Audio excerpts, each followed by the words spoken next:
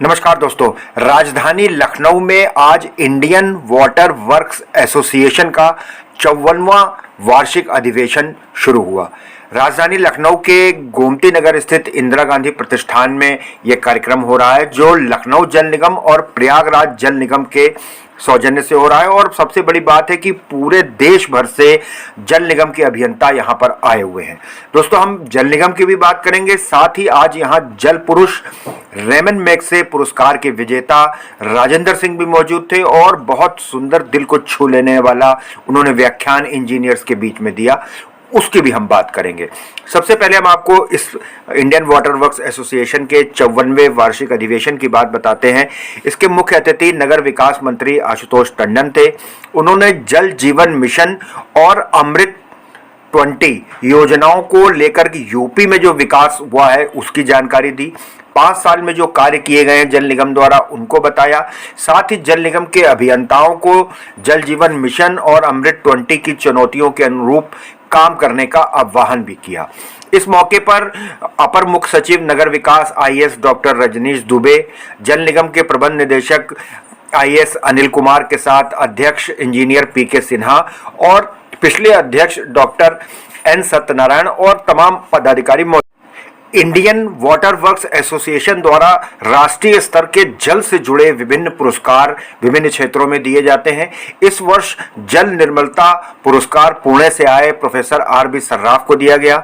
SK. Shah memorial trophy Hyderabad centre ने जीती, उसके चेयरमैन डॉक्टर एन सत्यनारायण को ट्रॉफी दी गई।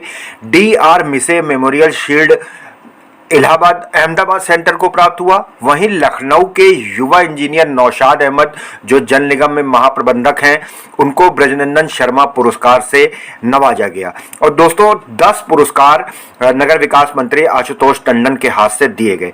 आइए अब बात करते हैं जल पुरुष राजेंद्र सिंह जी की, क्योंकि पूरे भारत में ये जाते हैं नदियों तालाबों को, जल को बचाने के लिए, भारत को पानीदार बनाने के लिए लगातार कई दशकों से संघर्ष कर रहे हैं। अपने आप में एक किताब के समान है। तो ऐसा नहीं हो सकता कि लखनऊ आए राजेंद्र सिंह जी और नेशनल वॉच उनसे बात ना करे।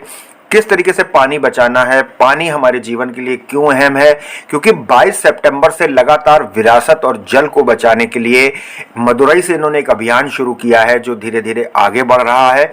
और हमने तमाम सब मुद्दों को लेकर के, उनकी यात्रा को लेकर के, और जो भारत में बोतल बंद पानी बिक रहा है, इसको लेकर के भी कुछ अहम सवाल जवाब, कुछ खास बातचीत राजेंद्र सिंह जी के साथ। राजेंद्र, सबसे पहले तो लखनऊ में आपका फिर से एक बार बहुत बहुत स्वागत है।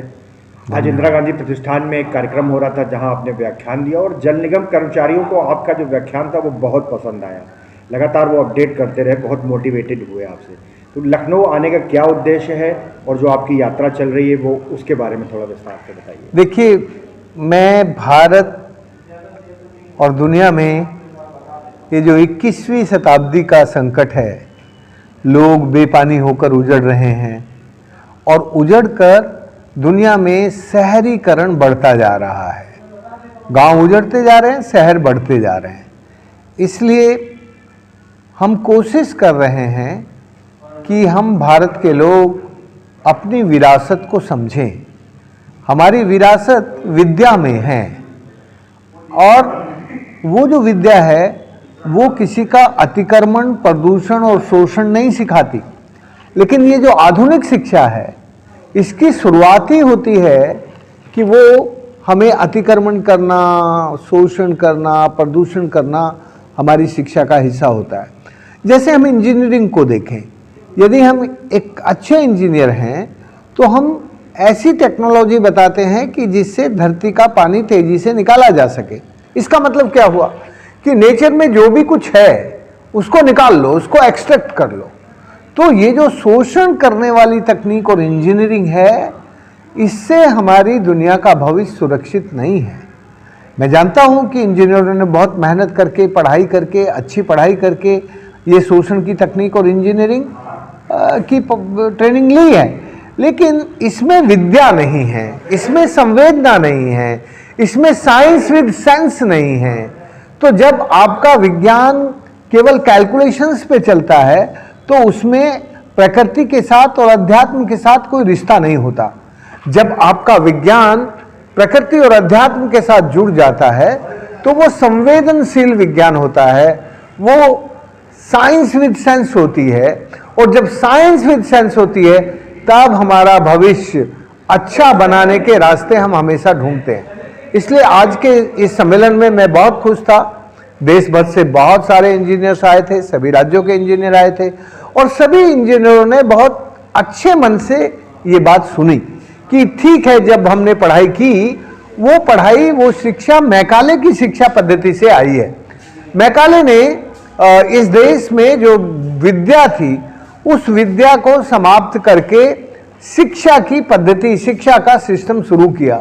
और वो जो शिक्षा का सिस्टम था वो पराश्रित बनाने वाला सिस्टम था, दूसरों के ऊपर आश्रित करने वाला सिस्टम था, वो स्वावलंबी और स्वराज्य का सिस्टम नहीं था।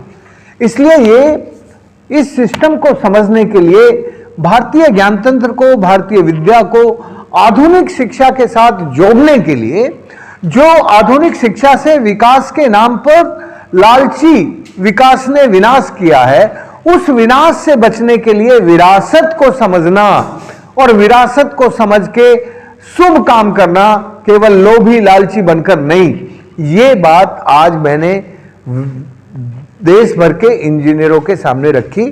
मुझे बताते हुए बहुत अच्छा लग रहा है कि हमारे देश के इंजीनियर सचमुच बहुत अच्छे हैं। उन्होंने इस बात को बहुत अच्छे से सुना और कहा कि हाँ, इससे हम सीख कर कुछ अच्छा करेंगे। सर, अगर आपकी यात्रा की बात करें तो सितंबर में शुरू हुई थी यात्रा जी, और क्या क्या अब तक इस यात्रा में क्या क्या पड़ाव रहे और आगे क्या कार्यक्रम रहेंगे? देखिए, इसी बात को जो मैं अभी कह रहा था, जो मैंने अपने इंजीनियरों के सामने कही, इसी बात को लेकर हमने 22 सितंबर 2021 को मदुरई से विरासत स्वराज्य यात्रा शुरू की। उस दिन क्यों शुरू की? क्योंकि उस दिन हमारे महात्मा गांधी, हमारे बापू, उन्होंने जो उनके विलायती कपड़े थे और जो उनकी विलायती जीवन पद्धति थी, जो हमें बाहर से विलायती दिखती थी, उस दिन उन्होंने मदुरई में वो अपने वस्त्रों का त्याग किया था। और उनका जो बुनियादी भारतीय दर्शन था, भारतीय विचार था, जिस भारतीय विचार से प्रभावित होकर उन्होंने हिंद स्वराज लिखा था, उसी विचार से वो अपना काम शुरू करने लगे थे। और वो जो विचार था, वो विचार उनके कपड़ों में भी दिखे, उनके वस्त्रों में भी दिखे, उनके व्यवहार में भी दिखे, उनकी जीवन पद्धति में भी दिखे। इसी भावना से हमने वहीं से ये यात्रा शुरू की कि हम जैसे हैं, हम जो हैं, हमें जिसने बनाया है, हमें जिस लिए बनाया है, हम उसके लिए ही वैसा ही काम करने की शुरुआत करें। और उस शुरुआत के लिए ये विरासत स्वराज यात्रा 22 सितंबर 2021 को मदुरई से शुरू होकर पहले तमिलनाडु में कन्याकुमारी और ये जो वाईगई नदी है, ताम्रवर्णी नदी है, कावेरी नदी है, पेरियार नदी है, वारियार नदी है, इन सारी नदियों की यात्रा की 1 महीना पूरा हमारा तमिलनाडु में गया। फिर हम लोगों ने तमिलनाडु से तेलंगाना, आंध्रा होते हुए महाराष्ट्र में एंट्री किया और महाराष्ट्र में सेवाग्राम से साबरमती तक 17 अक्टूबर को सेवाग्राम से और 28 अक्टूबर को हम लोग साबरमती पहुंचे।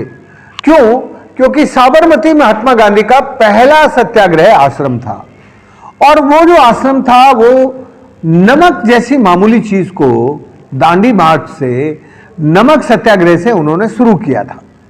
और नमक सत्याग्रह से इस देश को आजाद कराने में भारतीय तरीकों से, भारतीयों का जो तरीका है वो सत्य और अहिंसा के रास्ते पर चलकर अहिंसात्मक तरीके से भारत को आजादी उन्होंने दिलवाई, पूरे देश को खड़ा किया।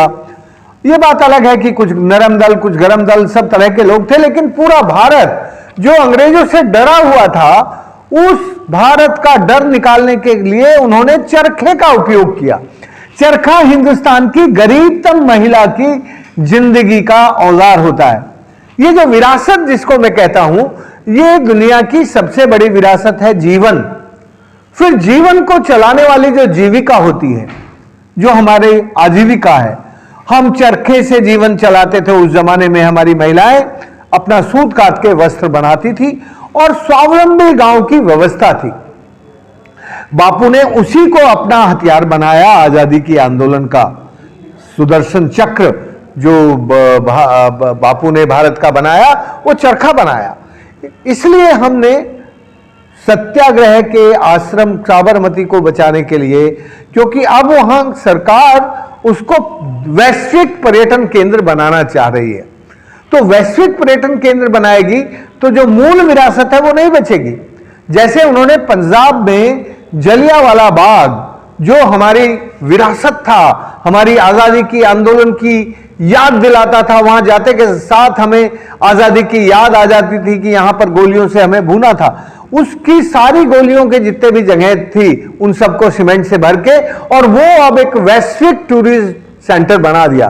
तो हम ये कह रहे हैं कि हमें केवल लालची विकास और जो हमारे तीर्थ हैं उनको पर्यटन मत बनाओ। वो तीर्थ है उनको तीर्थ रहने दो, जो हमारी विरासत है उसको विरासत रहने दो।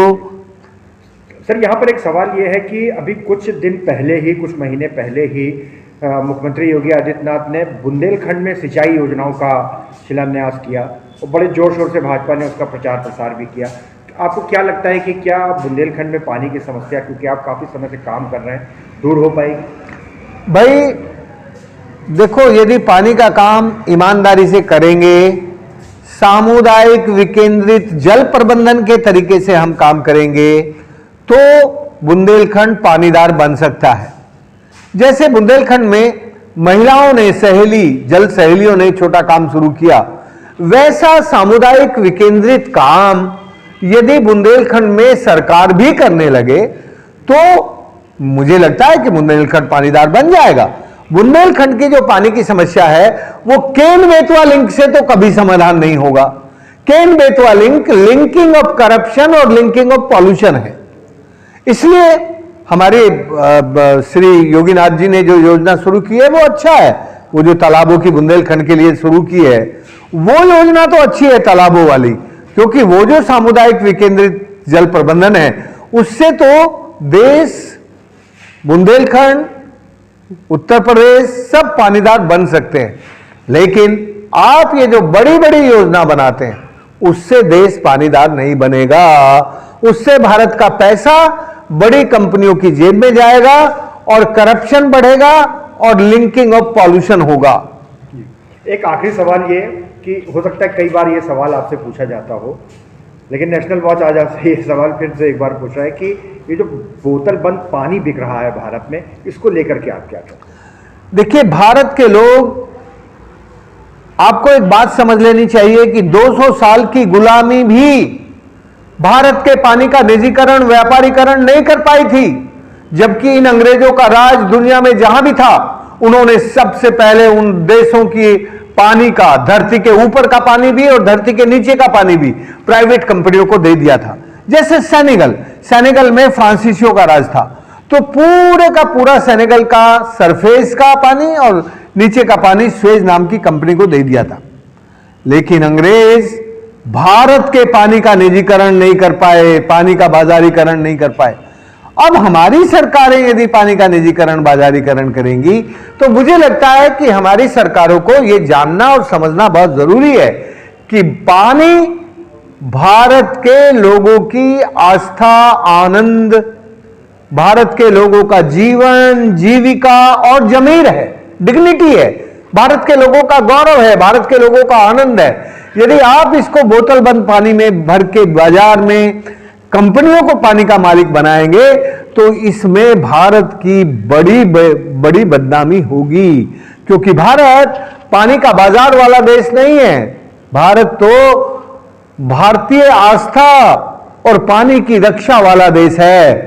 जो भारतीय आस्था और पानी की रक्षा वाला देश है वो पानी के बाजार को बढ़ाएगा, वो बोतल बंद पानी का बाजार का काम करेगा, तो आप समझ सकते हैं कि हमारी दुनिया में कितनी बदनामी होगी। आप जानते हैं आज भारत में 1 लाख करोड़ से भी ज्यादा बोतल बंद और ये जो पानी का बाजार है, व्यापार है, बढ़ गया है। ये पानी का व्यापार, पानी का निजीकरण हमें नहीं चाहिए।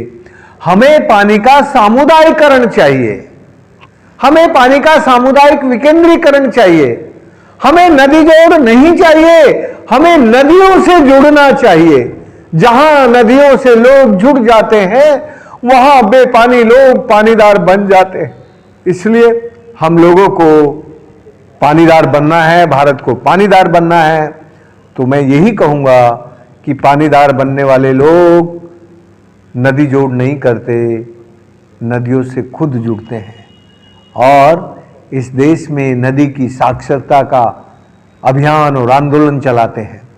वो आओ नदी को जाने, इसकी सालों साल लोगों को ट्रेनिंग देते हैं, प्रशिक्षण देते हैं, नदियों की पाठशाला चलाते हैं।